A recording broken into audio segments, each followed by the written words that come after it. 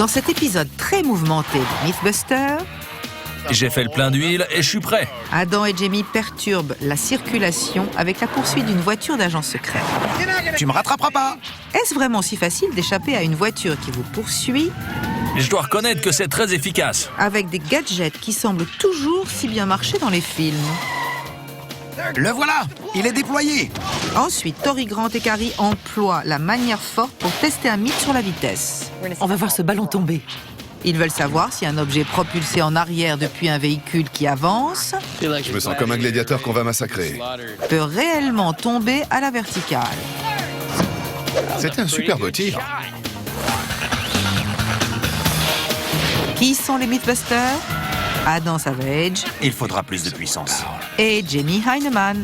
Détends-toi, tu sentiras rien du tout. À eux deux, ils ont plus de 30 ans d'expérience dans le domaine des effets spéciaux. À leur côté, Tori Bellucci, Allumez le feu. Grant Imahara Hourra! et Carrie Byron. Il faut se sauver de là. Ils ne se contentent pas de recenser les mythes, ils les mettent à l'épreuve.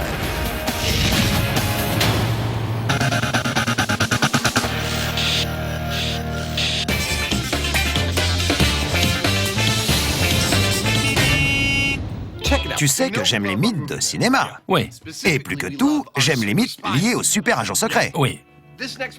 Ça concerne cette fois les dispositifs installés dans sa voiture pour semer quelqu'un durant une course-poursuite. Comme un écran de fumée. Exactement. Et je veux tester tous les grands classiques. L'écran de fumée, le tapis de clous et la flaque d'huile. Les bolides, les gadgets dangereux, ça me plaît. Je m'en doutais. L'idée est presque aussi ancienne que l'automobile elle-même. Équiper sa voiture de gadgets qui permettent d'échapper à un poursuivant. Envoie l'huile!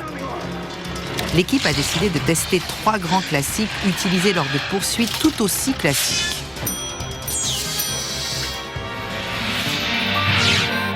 Ici Adam, vous pouvez me trouver une voiture? Ici Jamie. Je voudrais une sportive.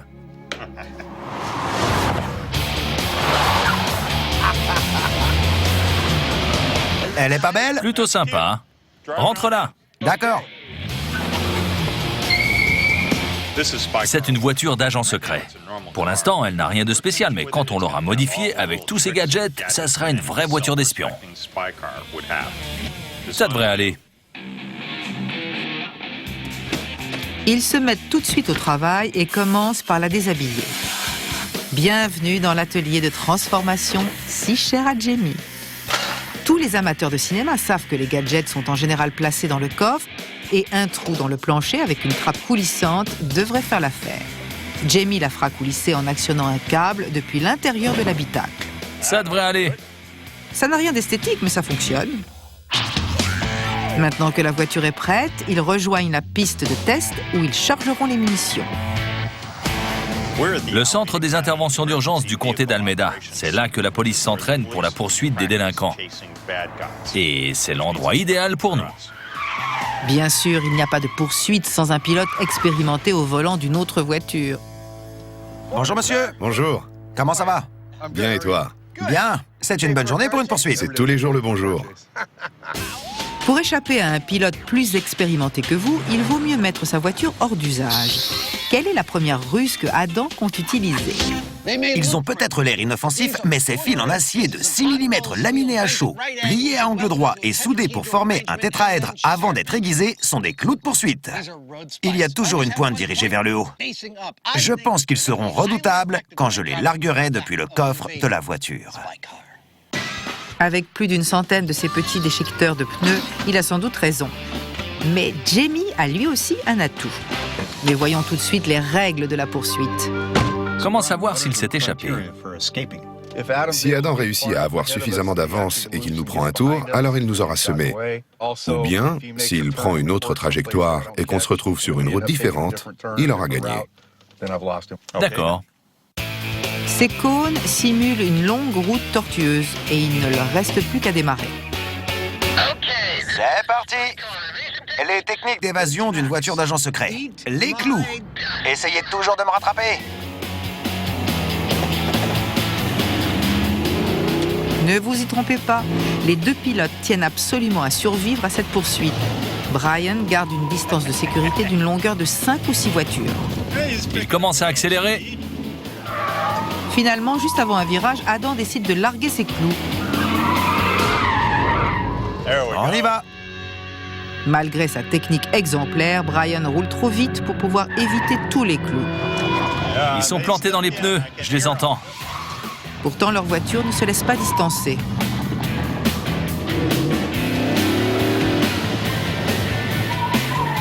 On doit en avoir au moins 5 ou 6 dans les pneus. Mais tout se passe bien. J'irai trop vite dans les virages avec ça, moi. C'est bon, on t'a rattrapé. Bang, bang, bang.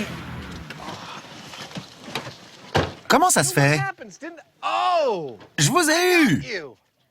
Peut-être que oui, mais non. Les clous se sont plantés dans les pneus, mais on a réussi à te suivre encore quelques minutes. Ça ne nous a pas ralenti. Je pensais qu'après avoir roulé sur les clous, vous sortiriez aussitôt de la route. On est crevé, mais tu nous as pas semé. Non, je vous ai pas semé. J'aurais jamais cru ça. Les pneus ont fini par se dégonfler, mais il leur a fallu un certain temps. Le problème avec les clous, c'est qu'ils obstruent le trou et que l'air ne s'échappe pas assez vite.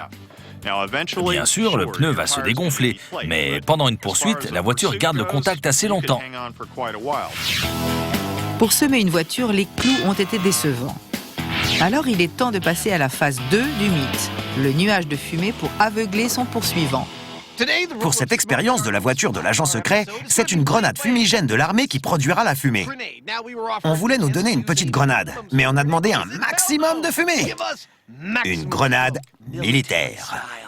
Qu'est-ce que ça donne? Je sais pas. Voyons ça.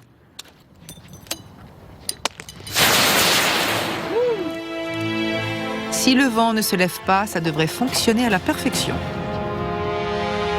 Ce montage est très simple. On tire sur la goupille et on déclenche la fumée. Je les ai simplement placées à l'arrière du coffre. Elles sont raccordées à des câbles qui passent à l'intérieur de l'habitacle. Je tire sur les câbles et je sème un nuage de fumée. Ça, c'est la théorie. Le coup du nuage de fumée. Vous êtes prêts? Affirmatif. Le délinquant peut y aller.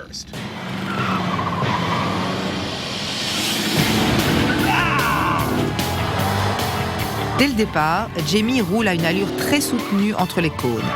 Brian ne sait pas à quel moment il déclenchera la fumée, mais il n'a pas à attendre longtemps. Durant les premières secondes, tout semble se dérouler parfaitement. C'est à partir de maintenant que tout commence à aller horriblement mal. La décapotable de Jamie s'emplit de fumée.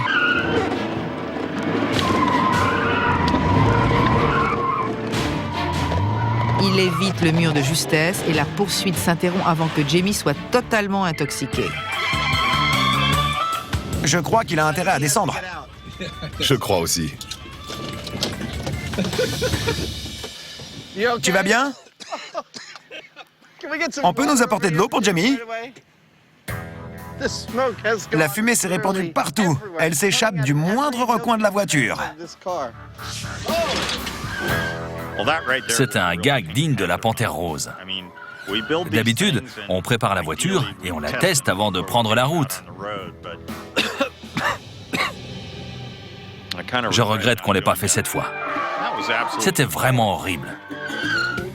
L'air s'est écoulé autour du pare-brise et la voiture s'est alors transformée en zone de basse pression qui a aspiré une bonne partie de la fumée venant de l'arrière. C'est un problème de préparation, pas un problème technique. Il faut la modifier et recommencer.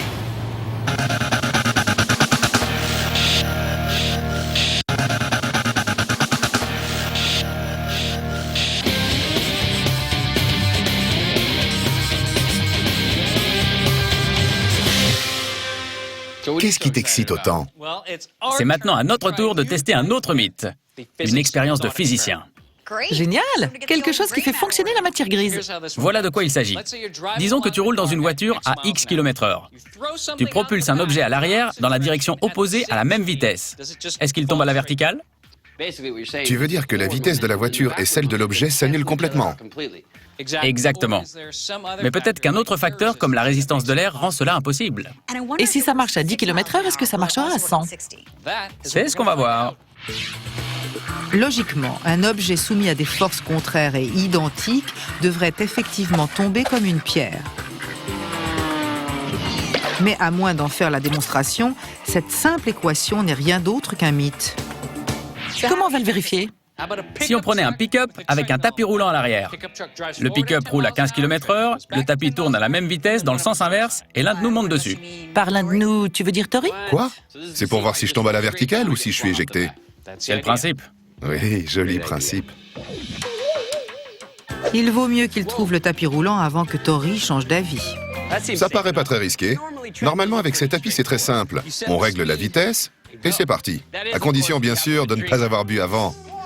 Comme le démontre courageusement Adam, ce tapis roulant n'est pas à prendre à la légère. Et c'est maintenant au tour de Tori. Au moment de sauter sur le tapis roulant, il risque de le ralentir et d'être projeté à une vitesse plus lente. Pour vérifier ça, on va mettre une charge de 80 kg sur ce tapis. Si c'est le cas, on le réglera jusqu'à ce qu'on atteigne la bonne vitesse. Pendant que Tori crée une doublure de lui-même, Grant peaufine le tapis roulant de la mort. À quoi servent ces bandes? Elles vont nous permettre de connaître la vitesse réelle du tapis. Avec notre caméra grande vitesse, on comptera combien d'images il faut pour parcourir 30 cm.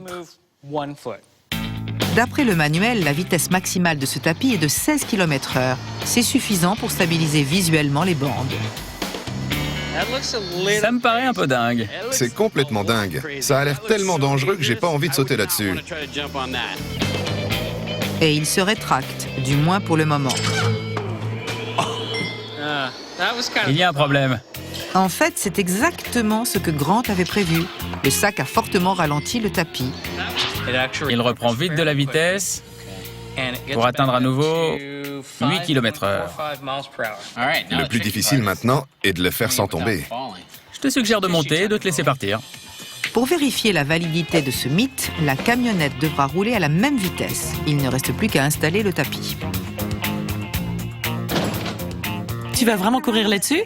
Pas vraiment courir, plutôt décoller. 4 boulons plus tard, le tapis est prêt pour une petite promenade. Ils partent pour le champ de tir de Concorde, qui offre des routes droites et plates. Il bouge pas? Non, ça va. Il faut qu'il soit stable, bien stable. À mon avis, c'est bien la dernière de nos préoccupations. Tori ne prend pas de risque et enfile la fameuse combinaison rouge. Bon, voilà l'installation. Pour le test de contrôle, le pick-up restera immobile. Tori montera sur le tapis et sera projeté vers l'arrière en douceur. Pour le test suivant, le pick-up roulera à la même vitesse que le tapis. Et au moment d'être éjecté du tapis roulant, Tori devrait tomber droit sur le sol, à condition que la théorie soit correcte. Et quand je dis en douceur, j'exagère peut-être un tout petit peu. Tu sais quoi? J'ai l'habitude d'être malmené, alors ça devrait être facile. Ils ont raccordé le tapis à un petit groupe électrogène portable et il tournera bientôt à la vitesse souhaitée. C'est bon, c'est le test de contrôle. Tu es prêt? Plus que jamais. D'accord. On verra bien. En attendant, un appel vient perturber le tournage. Qui c'est? La compagnie d'assurance a dit... C'est Brian, notre directeur. On va savoir. Oui, je sais. Qu'est-ce qui se passe? Le bureau les prévient à la toute dernière minute que Tori ne peut pas réaliser cette expérience. Bon, ça n'arrive pas souvent. On était prêt à démarrer quand notre producteur a reçu un appel des assureurs. Apparemment, cette chute incontrôlable présente beaucoup trop de risques pour Tori. Je crois qu'il va falloir trouver une autre solution, comme un sac de sable ou autre chose, je sais pas. Maintenant que Tori a abandonné la partie, il fouille le camion à la recherche de divers matériaux. Qu'est-ce qu'on a? Ils doivent lui trouver un remplaçant. Cette salopette et un mannequin feront l'affaire. À ton avis, ça rentre dans les jambes? Ouais, ça fait du poids. Parfait. Et il y a un avantage à remplacer Tori par un sac de sable. Ils pourront se contenter d'une fraction de son poids et réaliser le test à 16 km/h. Pas mal pour un remplaçant de Tori. Celui qui a abandonné la partie doit maintenant s'occuper de sa doublure. Bon, on y va. 16 km/h. 3, 2, 1. Heureusement que c'était pas toi, mon vieux. C'était un arc, mais c'était plutôt violent. En effet, et il faut reconnaître que l'équipe chargée de la sécurité a vu juste. Pendant le test de contrôle, la doublure de Tori a été éjectée à 1,80 m du tapis et d'une hauteur de 1 mètre. Ça signifie qu'il n'est pas tombé tout de suite, mais ce n'est pas une surprise. Maintenant, on passe à la suite. On passe maintenant au vrai test. Je vais rouler à 16 km/h pendant que Tori déposera le sac de sable sur le tapis, juste devant la caméra grande vitesse.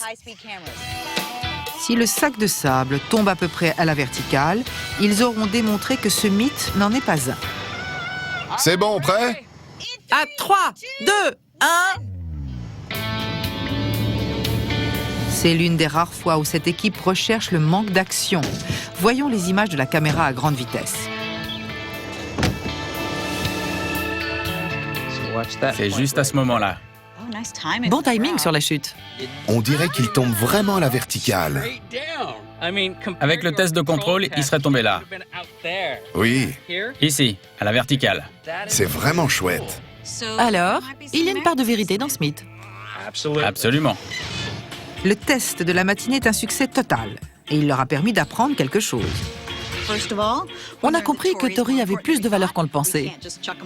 On ne peut pas l'éjecter de l'arrière de ce pick-up. Ensuite, on a retenu quelque chose du test à 16 km/h. Le tapis tournait à 16 km/h sur le pick-up à l'arrêt et notre Tori en sable a décrit un petit arc. Mais lorsqu'on a roulé à la vitesse de 16 km/h, notre Tori en sable est tombé du tapis à la verticale. Mais c'est Mythbusters et on ne peut pas en rester là.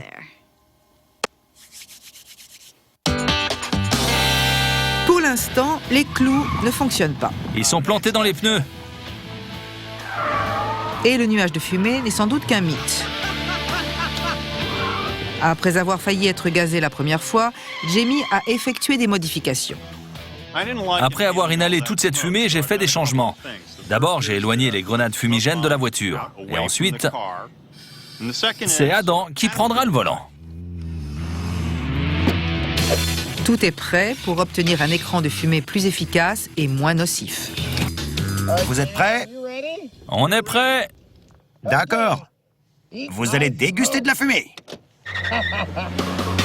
Adam entraîne Brian dans une poursuite débridée, On s'amuse comme des fous. jusqu'au moment où il faut dégoupiller les deux grenades. C'est parti. Je dois dire que c'est très efficace. Le nuage est épais et se propage rapidement. La deuxième voiture ralentit et Adam commence à la rattraper. La voiture rouge apparaît dans le rétroviseur de Brian. Adam l'a officiellement semé.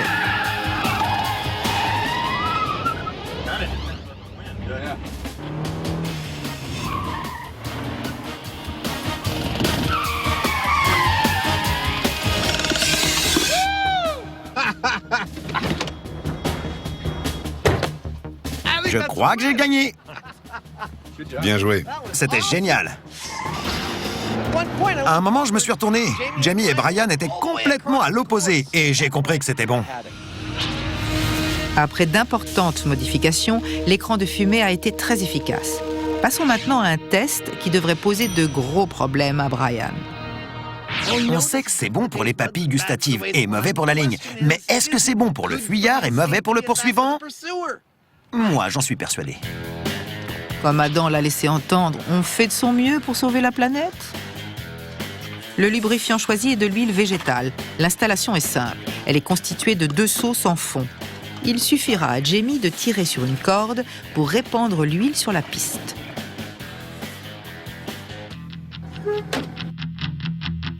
C'est bon, j'ai fait le plein d'huile et je suis prêt. Et vous? On est prêt, oui. Ça va glisser. Même s'il sait ce qu'il attend, Brian court de grands risques. Le parcours est trop étroit pour éviter la flaque et il ignore quand et où Jamie déversera l'huile. Tout à coup, on voit l'huile couler et Brian tente de l'éviter. Mais comme Jamie l'a déversée dans un virage, elle s'étale sur toute la route et on ne peut pas l'éviter. La voiture de Brian perd de l'adhérence et part dans tous les sens. Il fait tout pour garder le contrôle et ne pas sortir de la piste. On a fait une bonne glissade. Aucun doute. Cette glissade lui fait perdre un temps précieux, mais Jamie décide d'abandonner la partie pendant qu'il a de l'avance. Vous en dites quoi? C'était formidable. Je dirais que c'est moyennement efficace. On n'est pas sorti de la route, mais on a perdu beaucoup de terrain. Ça nous a ralenti. Ça a légèrement suffi. On était en freestyle sur la route. Brian a vraiment bien piloté. Et à un moment, on t'a aperçu à l'autre bout du parcours. Mais ils n'ont à aucun moment perdu la trace de Jamie et il n'a pas réussi à les rattraper. On ne peut donc pas parler de vrai succès. C'est pas si clair que ça. 38 litres d'huile larguée dans une épingle à cheveux. L'installation a parfaitement fonctionné. Malheureusement, ça nous a pas fait sortir de la route ni perdre le contrôle de la voiture. Jamie a pris beaucoup d'avance, mais Brian a réussi à rester en piste. Ça donne quoi à l'arrivée? On va récapituler. Les clous, Bidon. l'écran de fumée, Confirmé. la flaque d'huile. Je dirais entre les deux. Je suis d'accord, entre les deux. Bon, partons de là et doucement, s'il te plaît. Ils ont testé les 3 grandes techniques pour semer un poursuivant. Mais ils s'amusent beaucoup trop pour en rester là.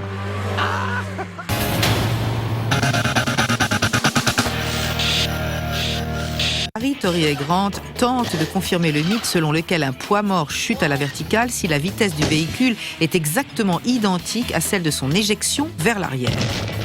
Pour l'instant, l'expérience semble plutôt concluante. C'est vrai.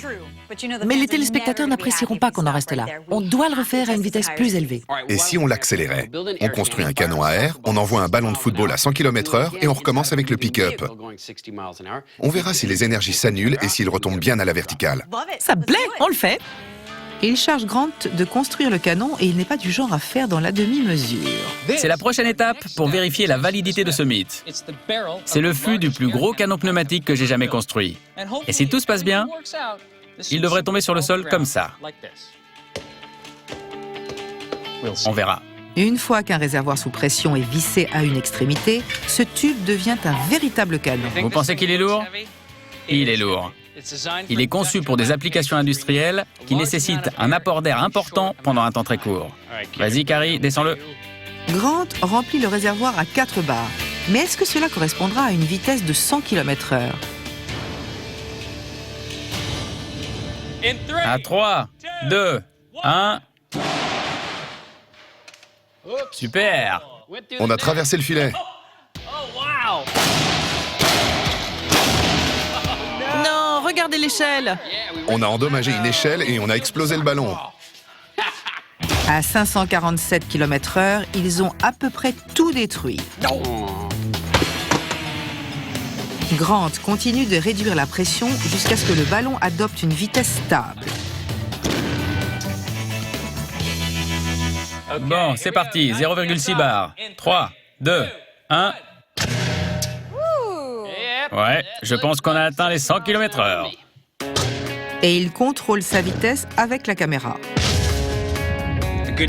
La bonne nouvelle est qu'on a atteint la vitesse recherchée.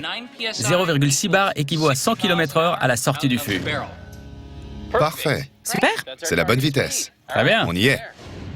Enfin, pratiquement.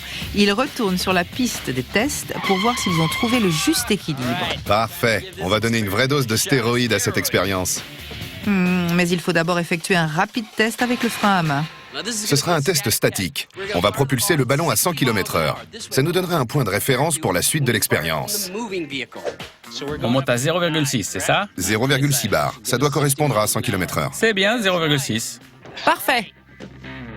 Vous êtes prêts? Prêt. Ça vieillit pas, hein?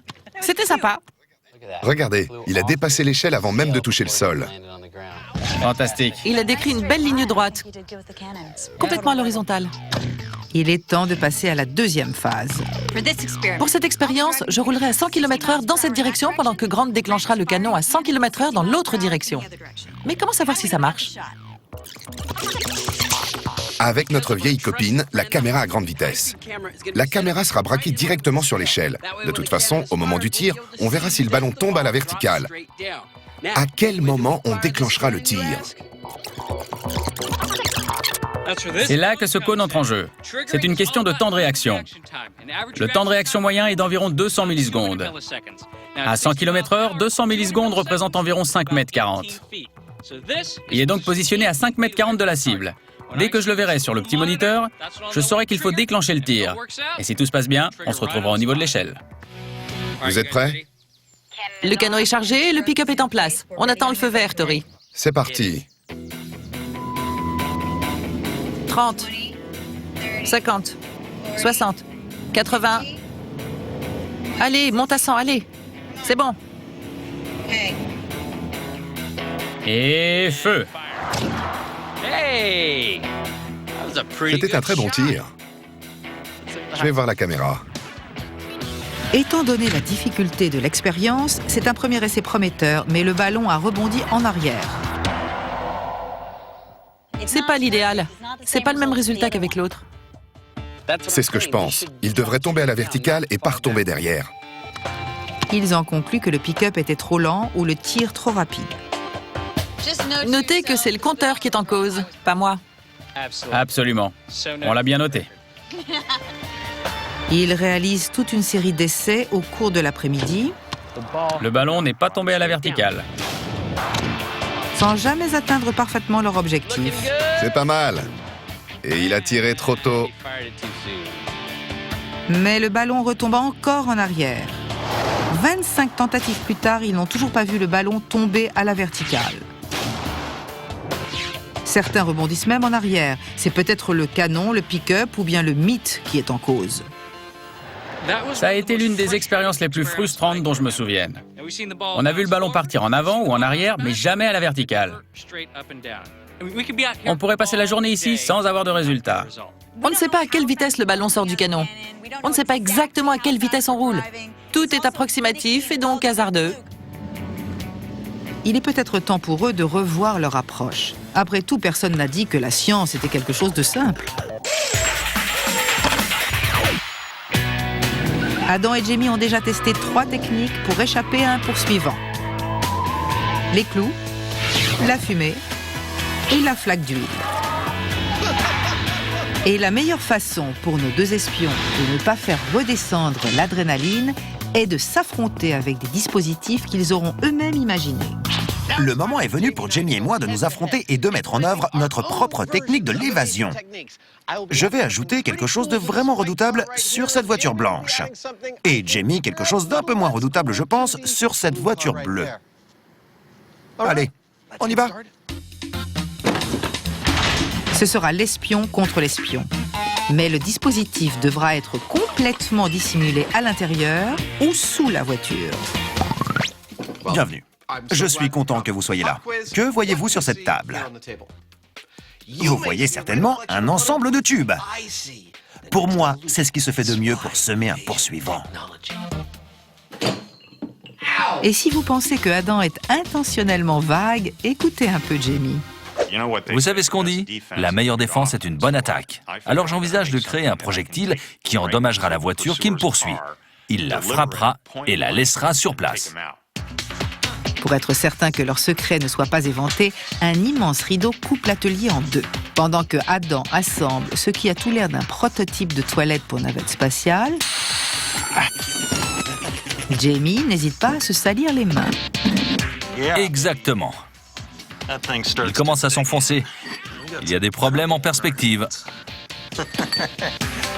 On peut être sûr que cette mystérieuse installation résistera à tout, car il découpe les dents du pignon dans de l'acier chrome molybdène avec une torche plasma. Si vous étiez à sa place, on vous interdirait certainement d'accès à l'atelier. Ça devrait aller. Après des heures de travail acharné, Jamie va enfin nous donner des explications. J'ai réalisé cette petite chose qui a l'air relativement simple avec de l'acier chrome molybdène. Et elle est assez plate pour être installée sous la voiture. Elle sera invisible. mais elle sera installée dans un canon. La voiture de mon poursuivant va arriver derrière moi.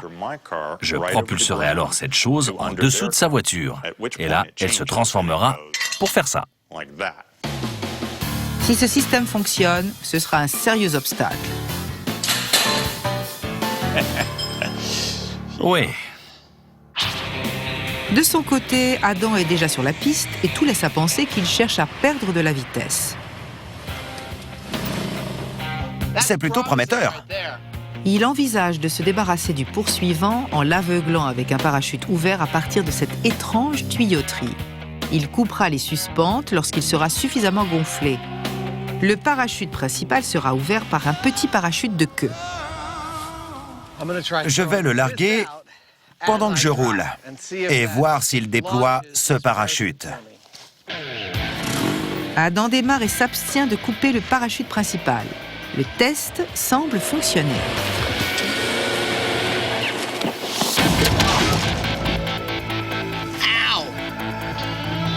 D'accord. En se déployant, le parachute a immédiatement arraché ça du coffre et me l'a envoyé sur la tête. J'aime bien le parachute de queue. Il se déploie vite. Pendant que Adam se dégage des suspentes, Jamie renforce son arsenal. L'installation de celui-ci reste un mystère. Il fume encore. Mais son arme principale est installée dans un tube soudé sous le châssis. Jamie compte également sur un système pneumatique pour actionner son système. Voilà comment ça marche. Quand j'appuie sur la détente, l'air sous pression dans ce réservoir passe dans cette soupape, puis sous la voiture avant de ressortir par le fût. 3, 2, 1. L'air propulse l'ensemble du dispositif situé en dessous de cette voiture jusqu'à celle du poursuivant. On peut dire que le test est réussi. Loin des regards, Adam a décidé de modifier l'arrière de sa voiture. Puis, simplement pour agacer Jamie... Oui, amenez toutes les pluches et le plomb. Après cette note déstabilisante, il est temps de retrouver la piste de test préférée des Mythbusters, ce quartier à l'abandon de Fort Ord. T'es prêt? Je suis prêt. Je veux y aller le premier. Je suis certain que tu pourras rien faire. Rêve pas trop.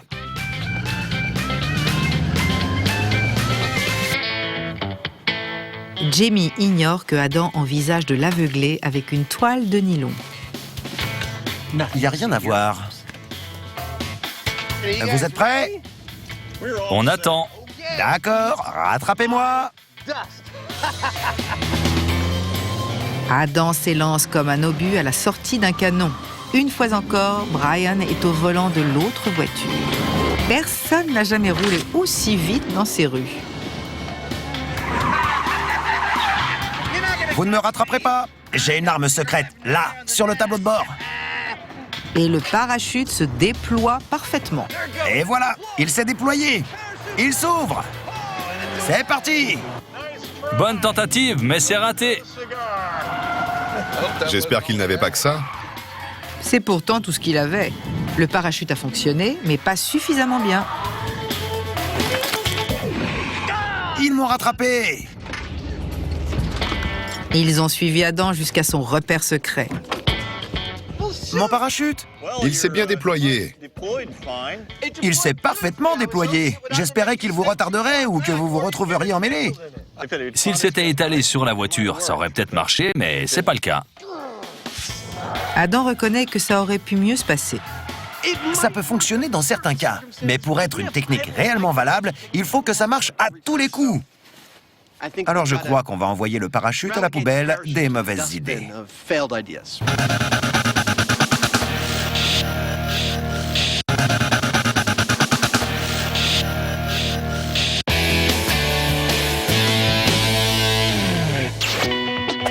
Est-ce qu'un objet propulsé vers l'arrière pendant qu'on avance tombe à la verticale? C'est une idée fascinante, mais après avoir tenté de démontrer sa validité, notre équipe de physiciens est découragée. Soit le mythe est bidon, soit notre méthode est mauvaise. Je suis sûr que c'est la méthode. Il y a plus d'une façon de propulser un ballon. Il faut chercher d'autres systèmes et voir lequel est le plus fiable. D'accord, on pourrait prendre une machine utilisée pour les footballeurs. Autant que je sache, elles sont très précises. Je pense plutôt à une machine qui éjecte le ballon sans lui donner de l'effet. Ça pourrait aider. Bon, on y va et on fait le test. Ça ressemble à un plan. Ils vont tester 3 machines, y compris le canon pneumatique pour voir laquelle est la plus fiable. Le lanceur ballon est conçu pour le propulser à une vitesse régulière et il fonctionne bien. Je crois que tu as atteint ton but. Et dès que Grant a l'occasion de créer un robot, il ne la laisse pas passer. Bon, toutes nos machines devraient être prêtes parce que c'est l'heure de la Coupe du Monde de Mythbusters, autrement dit le test de calibration. On a la cage officielle et là, les candidats. Ici, le lanceur de ballon. Vous connaissez déjà le canon pneumatique. Et enfin, le robot. La régularité a été un énorme problème lors du dernier test. Et c'est ce qui nous intéresse ici. Lequel de ces 3 systèmes est le plus fiable à 100 km/h? Vous êtes prêts? Que la meilleure machine l'emporte. Il commence par la machine de série. Le grand outsider sera ici le robot. Je suis vraiment pressée de voir s'il aura un coup de pied fiable. Personnellement, je pense que cette machine va battre le canon. M'en veux pas. Grant évalue la pression nécessaire et règle son robot sur 4 barres. 3, 2, 1... Beau tir. Quelle vitesse il a atteint? 93 km/h. Oh, on y est presque. À l'issue du test, les chiffres sont très proches. On va faire la moyenne, mais pour l'instant, ça se passe bien. À l'arrivée, la machine de Grant a réalisé des merveilles. Le robot était formidable. Il est resté dans une fourchette de 5 km/h. On passe maintenant à la machine conçue spécialement pour lancer des ballons. Espérons qu'elle sera aussi régulière. Ça y est, je suis prêt. Tori a déjà peaufiné le réglage des roues et dès le premier ballon, il semble avoir atteint l'objectif.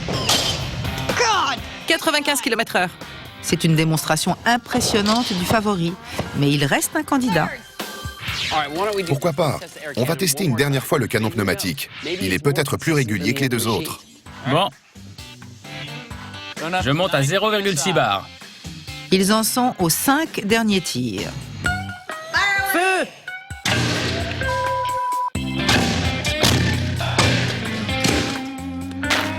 La séance de tir est terminée et le résultat étonne tout le monde. Vous savez quoi?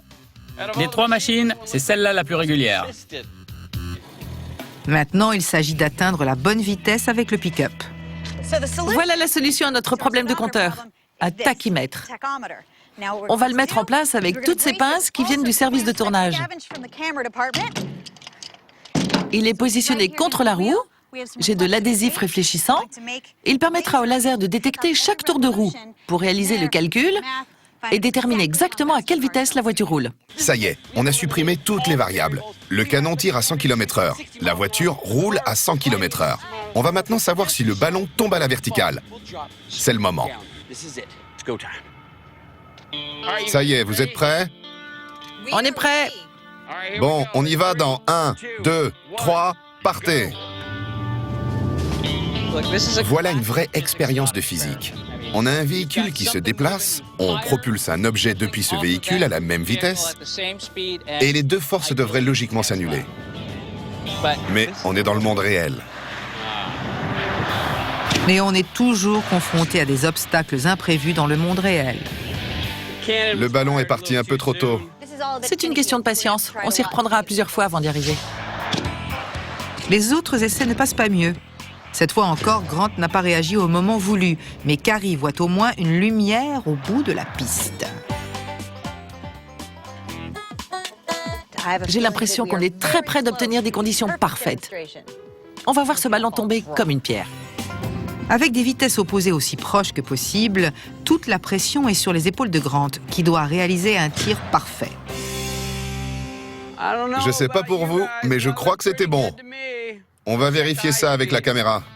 Ça paraissait effectivement bon à l'œil nu, mais le juge ici est la caméra à grande vitesse. Incroyable, on dirait un vrai dessin. Il est dans l'air, il s'arrête et il tombe. Regarde ça. Fantastique. Regarde, il bouge plus du tout. Il tombe tout droit. On a réussi! On a réussi! C'était le meilleur essai. Les vitesses se sont annulées. Après 3 jours de souffrance, ce dernier essai met fin au mythe. Je suis comblée. La vitesse de la voiture était la même que celle du ballon et il est tombé parfaitement à la verticale. Mesdames et messieurs, les lois de la physique continuent d'opérer.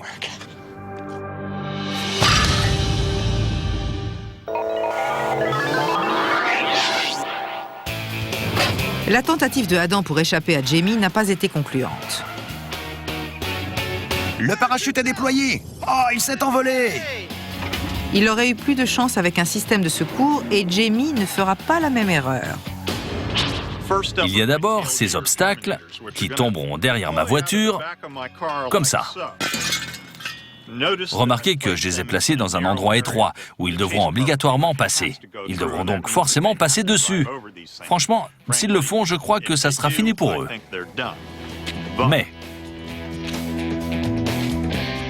s'ils franchissent ce barrage, je passe au plan B avec cet autre dispositif. Il sera éjecté du dessous de ma voiture et passera en dessous de la leur avant de se déployer. Il devra lui aussi les empêcher de continuer leur route. Sans parler de la grenade fumigène qui se déclenchera au même moment, mais ça, c'est juste pour le plaisir. Adam ignore probablement ce qui l'attend. Eh les gars, Oui, essayez de me suivre, d'accord? bien reçu, agent secret Morse. Allez.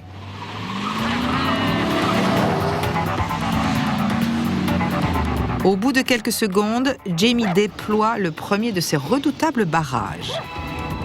Il joue le jeu. J'ai parlé de peluches. Il lance des peluches. Sans se méfier, Brian roule au milieu des peluches et regagne le terrain perdu. Mais pour déclencher ces 2 redoutables barrages, Jamie doit fortement ralentir. Brian n'a pas d'autre choix que de passer sur les pieux et de constater qu'on lui préparait un coup bas.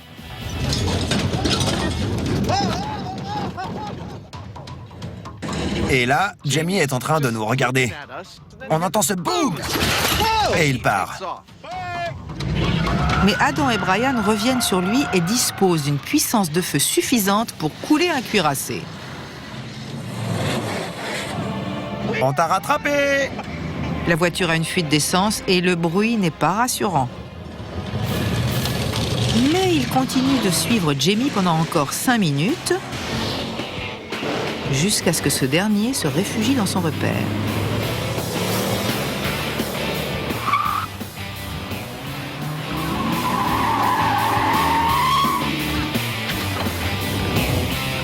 On l'a trouvé. Vous avez une petite fuite. Je sais pas. Vous en dites quoi? J'ai réussi ou non? Techniquement, tu nous as pas semé car on t'a vu quitter la route et on t'a rattrapé. Si tu avais continué plus longtemps, cette voiture aurait abandonné. L'un des pieux est encore enfoncé dans la voiture et Jamie se demande pourquoi il n'a pas fonctionné. J'arrive pas à croire qu'ils aient pu continuer. J'ai cru que ces pieux seraient un piège mortel pour cette voiture. Qu'est-ce qu'on peut en conclure? Après avoir testé ces 5 solutions aujourd'hui, on a démontré qu'il était extrêmement difficile de stopper une voiture qui vous poursuit. Ton parachute aurait peut-être pu fonctionner dans des circonstances idéales, mais c'était vraiment bidon. Et tes clous? Ils auraient eu de l'effet au bout d'un moment, mais c'était loin d'être instantané. Quelque chose me dit que vous avez déjà de nouvelles idées. Oui, Je pense qu'on reviendra. moi aussi.